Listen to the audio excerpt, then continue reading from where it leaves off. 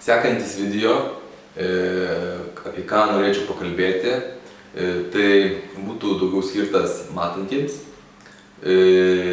Tiesiog kaip profilaktiškai pagerinti savo sveikatą. Ką reiktų daryti? Mūsų kūnas, jisai susideda iš daug dalių, kaip sakant, daug organų. Ir tiesiog darbas būtų su pačiais organais. Ir kaip tas darbas turėtų atrodyti, to jau pat papasakosiu. Pirmiausia, ką reiktų padaryti, tai tiesiog paprašykit Tėvo ir Motulės žemės paruošti jūs šiam darbui. Tada antras dalykas, ką reiktų padaryti, tiesiog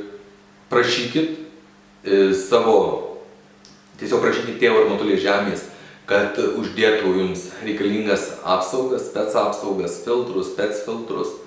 Jeigu neseniai prieš tai matėt mano prieš tai buvusį video, tai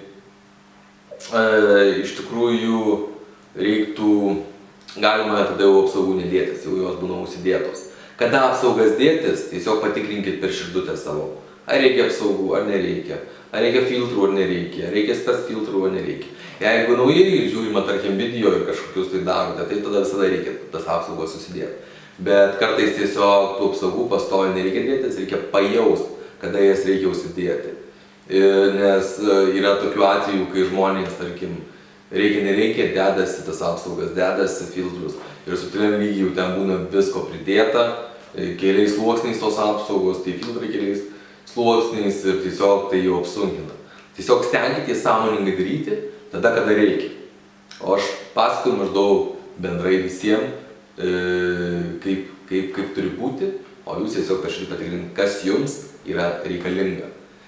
Taigi, tada sekantis punktas būtų, paprašykit savo dieviškos komandos, kad pas jūs pravalytų visus kanalus, tai kiek reikia. Visas čakras pas jūs dieviško komanda jūsų pravalytų.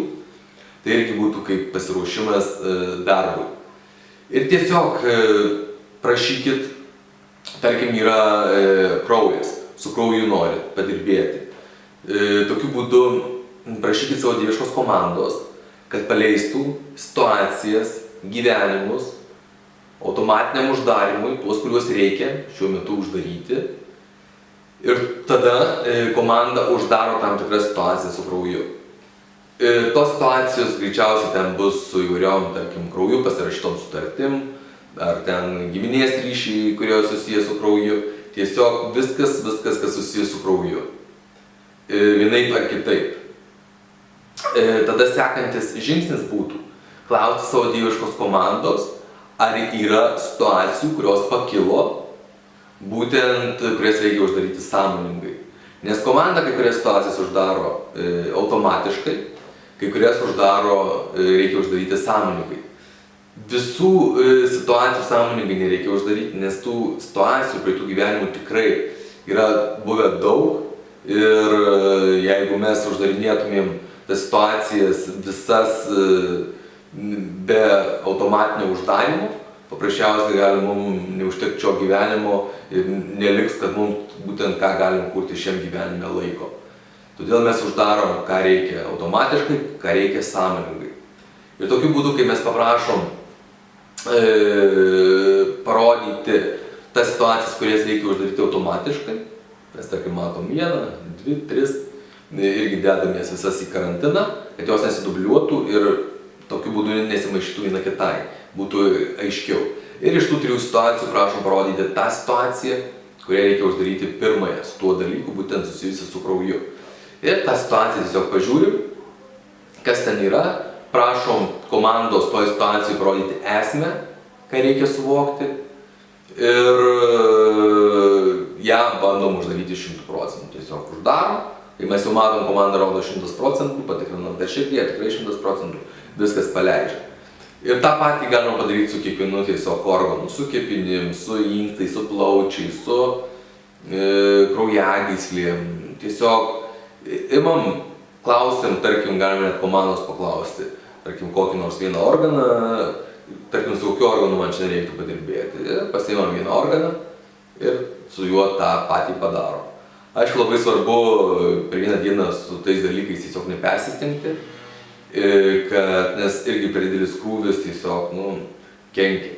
Tai vieną dieną, tarkim, vieną organą pasiimkit, padirbėkit, kitą dieną ir tą dalyką galim padaryti, tarkim, pusę metų praeina, arba kada jaučia širdimi tiesiog, vėl galima tiesiog palaipsniui visus tus organus praeiti, prasidirbti su tom situacijom. Ir tikrai tų organų ir jūsų pačių savijauta turėtų pagerėti ir jaustumėtės geriau. Ir galima tokiu būdu išvengti nemažai ligų.